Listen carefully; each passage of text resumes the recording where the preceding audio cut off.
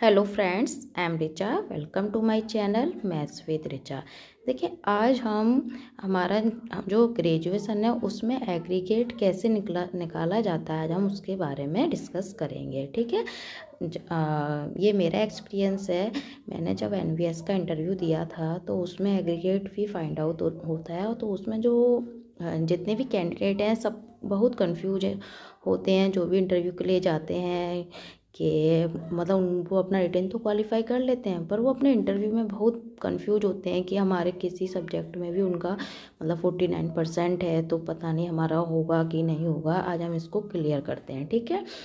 उसमें ये मांगा जाता है कि आपका 50% होना चाहिए पर सब्जेक्ट पर ईयर। इसको लेके ही कैंडिडेट बहुत कंफ्यूज है। ठीक है, तो आज हम इसको क्लियर करते हैं। देखिए, सबसे पहले ये पूरा मैंने एक चार्ट पेपर बनाया है, वहाँ पर भी हमें जो फॉर्म मिला था उसकी मेरा ही एक्सपीरियंस है, मैं अपना एक्सपीरियंस शेयर कर रही हूँ आपसे। ठीक है। तो उसमें जो आपका फॉर्म था उसमें लास्ट में सब्जेक्ट जैसे ये आपको गिवन है, देखिए इधर ये आपके सब्जेक्ट हैं। ये देखिए, फिजिक्स, मैथ, केमिस्ट्री। ठीक है। और आपका ये है टोटल। आपके पास जिसके पास केमिस्ट्री है वो केमिस्ट्री फिल करेगा, जिसके पास स्टैटिस्टिक है वो फिल करेगा। ठीक है, इस तरीके से है। ओके, तो देखिए सबसे पहले हम क्या करते हैं कि फिजिक्स, अब हमें इसमें कैसे करना था कि जैसे कि मान लीजिए आपके सब्जेक्ट हैं। ओके, अब सब्जेक्ट आपका फर्स्ट ईयर में भी, सेकंड ईयर में भी, थर्ड ईयर में भी। ठीक है। तो सबसे पहले हमारा मान लीजिए बीएससी फर्स्ट ईयर है। ओके, अब बीएससी फर्स्ट ईयर में जैसे आपके जो फिजिक्स में नंबर हैं ये गिवन है ना, 90, 100, 72। ठीक है, इन सब का टोटल ये आपकी मार्कशीट में भी गिवन होगा। ठीक है। और जो तुम्हारा जो फाइनल ईयर की मार्कशीट होती है उसमें ये ओवरऑल गिवन होता है। ठीक है।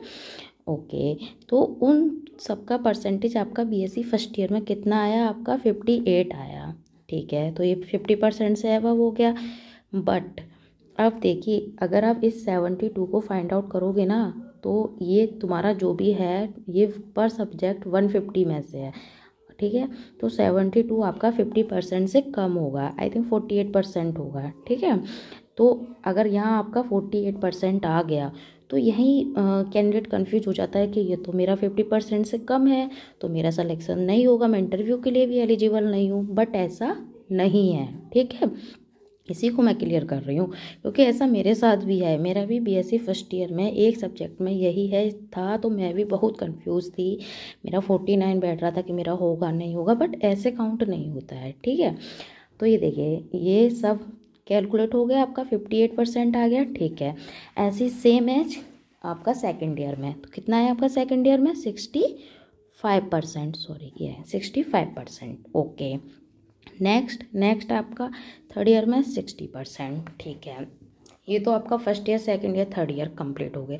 अब पर सब्जेक्ट कैसे काउंट होता है, तो देखिए जो पर सब्जेक्ट है, जैसे कि आपका फिजिक्स है। ठीक है, फर्स्ट ईयर में जो आपका फिजिक्स है उसमें 90 आया, सेकेंड ईयर में 100 आया, थर्ड ईयर में 90 आया, फिर आपका कितना बन गया 280।